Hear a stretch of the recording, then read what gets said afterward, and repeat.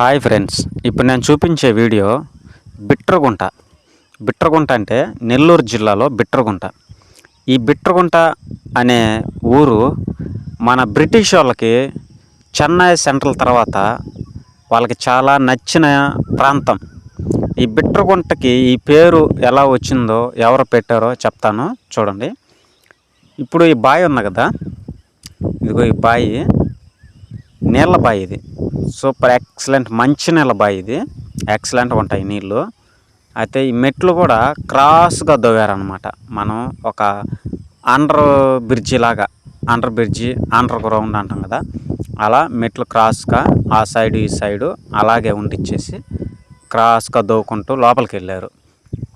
దవ్వుకుంటూ వెళ్తూ మెట్లు కూడా అలాగే రెడీ చేశారనమాట. మెట్లు కూడా అలాగే పెట్టారు. ఈ మెట్లు కింద దాకా ఉన్నాయన్నమాట.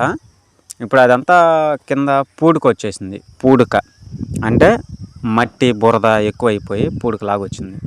ఇగో 4 పక్కల 4 గోడలు, అంటే ఆ పైన ఉండేది నేల, ఆ నేల పైనుంచి కిందకు దవ్వారనమాట. ఇది బావి. ఆ బావి లోపల ఇగో ఎన్ని రాళ్ళు అంటే బొంతరాయి. ఇది ఈ బొంతరాయి చాలా వాటికి కూడా ఉపయోగిస్తారు, అంటే ఇల్లు కట్టుకోవటానికి అన్నిటికీ. ఇది బొంతరాయి, దాని లోపల సందులు అనమాట. ఆ సందుల్లో పాము కూడా ఉంది. పాము కూడా చూపిస్తాను. ఆ సన్నగా గోడ అంచున ఉన్నింది కదా, అది పాము. అది అలాగే ఉన్నింది. నేనైతే వీడియో తీసేటప్పుడు భయపడలేదు, తీశాను. ఇప్పుడు అంతా బావి, 4 పక్కల 4 గోడలు, సందులు. ఇప్పుడు ఈ పైనుంచి చూస్తే మెట్లు అనమాట. అవి మెట్లు కింద నుంచి పైదాకా. అయితే ఈ బావిలో ఉన్న నీళ్ళు అప్పుల్లో చాలా హైలైట్ అనమాట. చాలా మంచి నీళ్ళు, ఎక్సలెంట్గా ఉంటాయి అన్నమాట. ఈ బిట్రగుంటకి ఈ పేరు ఎలా వచ్చింది, ఈ బావి ఎవరు దవ్వారంటే, ఒక 150 సంవత్సరాల క్రితం బ్రిటిష్ వాళ్ళు మా బిట్రగుంటని ఎక్కువగా పరిపాలించారు. తమిళనాడు తర్వాత అని చెప్పాను కదా, ఎక్కువ పరిపాలించారు. ఈ ఈ గుంట అప్పుడు వాళ్ళు బావి అనేవాళ్ళు కాదు, గుంట, మంచి గుంట, మంచి నీళ్ళు, మంచి గుంట అనేవాళ్ళు. అలా మంచి గుంటని వాళ్ళు ఇంగ్లీష్లో బెటర్ గుంట అనేసారు.